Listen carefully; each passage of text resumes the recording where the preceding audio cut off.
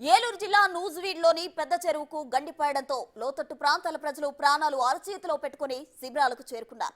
పెద్ద చెరువు ఆక్రమణలకు గురి కావడంతో గండిపడే ప్రమాదం వచ్చిందని స్థానికులు చెబుతున్నారు. ఇక పెద్ద చెరువులో బిల్డింగ్ మెటీరియల్ చెత్తంతా డంప్ చేస్తున్నారని, దానివల్ల సామర్థ్యం తగ్గి గండిపడిందని అభిప్రాయం వ్యక్తం చేస్తున్నారు. పెద్ద చెరువును కాపాడుకోకపోతే నీటి ఎద్దడి వచ్చే ప్రమాదం ఉందని చెప్పుకొచ్చారు. నూజివీడు వరద ముంపుపై మరింత సమాచారం మా ప్రతినిధి శివసాగర్ అందిస్తారు. ఏలూరు జిల్లా నూజివీడు నియోజకవర్గంలో వరద భయానకాన్ని సృష్టించినటువంటి గండిపడిన పెద్ద చెరువు దగ్గర ఉన్నాం.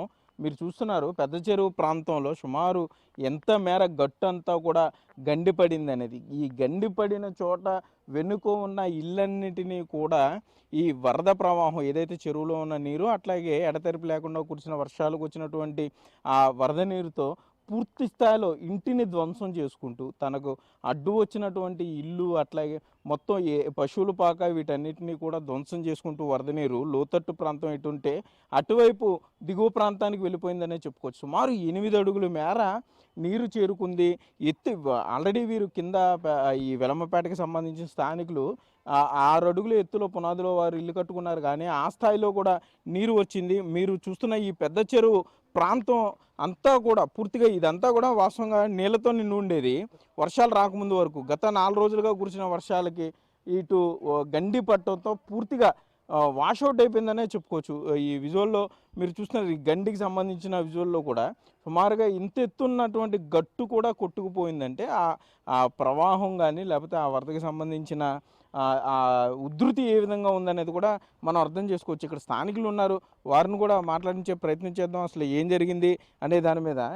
ఏంటి అసలు ఈ వరద నీరు ఇంత స్థాయిలో రావడానికి, లేకపోతే అసలు గండి ఇలా పడడానికి ఏంటి కారణం ఏమనుకుంటున్నారు మీరు?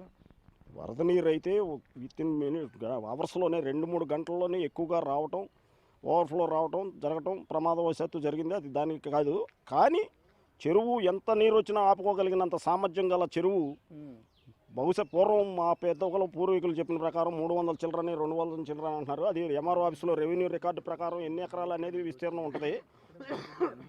రెవెన్యూ రికార్డు ప్రకారం యాక్ట్ ఫైల్ని తొలగించి చెరువు సర్వే చేసి చెరువు లోతట్టు ప్రాంతంలో లోపల మా తోటలు కూడా పెంచేసి ఆ హక్కు పక్తాలు చేసుకొని ఉపయోగించేసుకుంటున్నారు.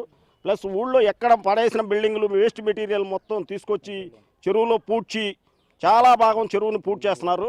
ఎవరికాళ్ళు రాజకీయ నాయకులు పనికి బ్యాక్గ్రౌండ్ వాళ్ళకి సపోర్ట్ చేస్తూ చాలా నిర్మాణాలు జరుగుతున్నాయి. వాటి మొత్తాన్ని సర్వే చేసి వెకేట్ చేసి చెరువు లోతట్టు ప్రాంతం అయినటువంటి తట్టుకునే కెపాసిటీ అయితే ఉంది ఏరియా. కాకపోతే చెరువు పటిష్టత గట్టు పటిష్టత లేక రివిట్మెంట్ ఎప్పటి నుంచో పూర్వం జమీందారుల టైం అప్పుడు కట్టిన రివిట్మెంట్ మళ్ళీ ఇంతవరకు రీప్రొడక్షన్ లేకపోవడం. రివిట్మెంట్ కరెక్ట్ చేయాలి, చెరువు పటిష్ట చేయాలి, గట్టిగా పోస్తేనే తప్ప ఈ ప్రమాదం మళ్ళీ అరైజ్ అయ్యే ఛాన్సెస్ ఉన్నాయి.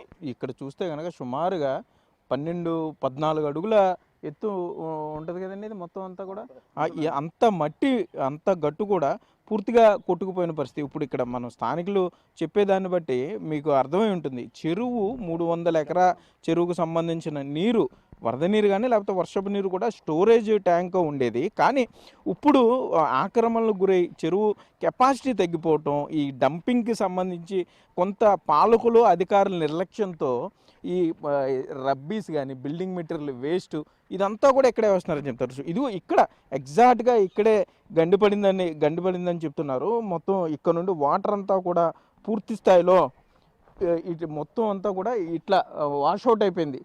ఇటువైపు చెరువు ఉంది, చెరువు గట్టు సుమారుగా మీకు నేను చేయెత్తు చూపిస్తాను. హైటు ఎంత ఉంది అనే దాని మీద నేను 5.4 అనుకున్నా, కానీ సుమారుగా 12-14 అడుగులు ఉందని చెప్పుకోవచ్చు. అంటే 14 అడుగుల లోతులో నేనున్నాను. అంత ఎత్తు సుమారుగా 12-14 అడుగుల ఎత్తున్నటువంటి ఈ గట్టు పూర్తిగా వచ్చిన వరద నీటి ప్రవాహానికి, కురిసిన ప్రవాహానికి కొట్టుకుపోయిందని చెప్పుకోవచ్చు. మొత్తం మీరు చూస్తే అటు నుండి వచ్చినటువంటి వరద నీరు మొత్తం అంతా కూడా చెరువు నీరు, పెద్ద చెరువు నీరు పూర్తిగా ఇలా వచ్చేసింది. ఇక్కడ ఇల్లు ఉండేది, ఇప్పుడు మీరు చూస్తున్న ఈ ప్రాంతంలో ఒక ఇల్లు ఉండేది, ఒక కుటుంబం నివసించేది. మొత్తం ఇదంతా కూడా కొట్టుకుపోయిన పరిస్థితి. ఆ గోడలు కూడా మీకు అర్థమవుతుంది, ఆ అటాచ్డ్ గోడలకు సంబంధించి ఇంత పెద్ద గోడలు కూడా కొట్టుకుపోయినాయి. అంటే ఆ వరద ఉధృతి ఏ విధంగా ఉందనేది కూడా చూడొచ్చు. ఇంకా మంచాలు కానీ పశువుల పాకలు ఇంకా అదే పరిస్థితులు ఉన్నాయి. ఆవిడ చాలా బాధపడుతుంది అక్కడ కూర్చుని. పూర్తిగా ఈ వరద ఉధృతికి సంబంధించి ఇల్లు కోల్పోయి, లేకపోతే 6 ఇళ్ళు మనకు అందుతున్న సమాచారం ప్రకారం రెవెన్యూ అధికారులు 6 ఇళ్ళు పూర్తి స్థాయిలో ధ్వంసమైనవి అని అయితే చెప్తున్నారు. ఆస్తి నష్టం జరిగిందని చెప్తున్నారు. వీటన్నిటి మీద కూడా మనం చూస్తే కనుక అధికారులు కొంత స్పందించాలి. ఏదైతే ఆక్రమణకు గురైందో ఆ చెరువుని కాపాడాలి అంటున్నారు. గండిపడిన చెరువు అది.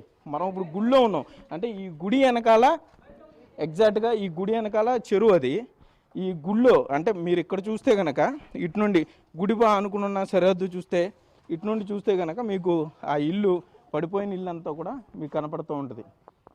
చూడండి, వాళ్ళందరూ చాలా బాగా కూర్చుని ఉన్నారు. ఆ పశువుల పాక కానీ ఈ 2 ఇళ్ళు కూడా పూర్తి స్థాయిలో ఈ వరదకి వాషౌట్ అయిపోయినాయనే చెప్పుకోవచ్చు. ఈ గుడి పక్కన కనకదుర్గమ్మ గుడి పక్కన, మరోపక్క గుడి కూడా అదే స్థాయిలో మొత్తం అంతా కూడా మట్టి వచ్చేసింది. మట్టి పెరిగిపోయిందనే చెప్పుకోవచ్చు. సుమారు 2 అడుగుల మేర మట్టి పెరిగిపోయింది. గుళ్ళో కూడా 8-9 అడుగుల మేర వరద నీరు చేరుకుందనే చెప్పుకోవచ్చు. మొత్తం మీద పెద్ద చెరువు సృష్టించిన బీభత్సంతో స్థానికులైతే వెలంపేటగా లేకపోతే చెరువు చుట్టుపక్కల ఉన్న వారంతా కూడా భయపడిపోయిన పరిస్థితుల్లోనే 3 రోజుల పాటు పునరావాస శిబిరంలో తలదాచుకున్నారు. ఇప్పుడే మరలా వచ్చి వారి ఇల్లు సామాన్లు కూడా చూసుకునే పరిస్థితి. ఇంట్లో ఉన్న ఎలక్ట్రానిక్ గూడ్స్ అన్ని పూర్తిగా ధ్వంసం అయిపోయినాయి. ప్రభుత్వం తమని ఆదుకోవాలని కూడా విజ్ఞప్తి చేస్తున్నారు. మరోపక్క పెద్ద చెరువుకు సంబంధించిన ఆక్రమణలను తొలగించాలని కూడా స్థానికులు డిమాండ్ చేస్తున్నారు. అవసరమైతే పెద్ద ఎత్తున ఉద్యమ కార్యాచరణ రూపొందిస్తాం. ఎందుకంటే నూజివీడు పట్టణానికి సంబంధించిన వాటర్ స్టోరేజ్ ట్యాంక్ కింద ఈ చెరువు ఉండేది. ఆక్రమణకు గురయ్యి ఇట్లా వరద ప్రమాదకర పరిస్థితుల్లోకి నెట్టివేసేలా పాలకులు కానీ అధికారుల నిర్లక్ష్యం ఉంది. కాబట్టి వీటి మీద చర్యలు తీసుకోవాలంటూ కూడా ఉన్నతాధికారులని కోరుతామంటున్నారు. నూజివీడు పట్టణానికి చెందిన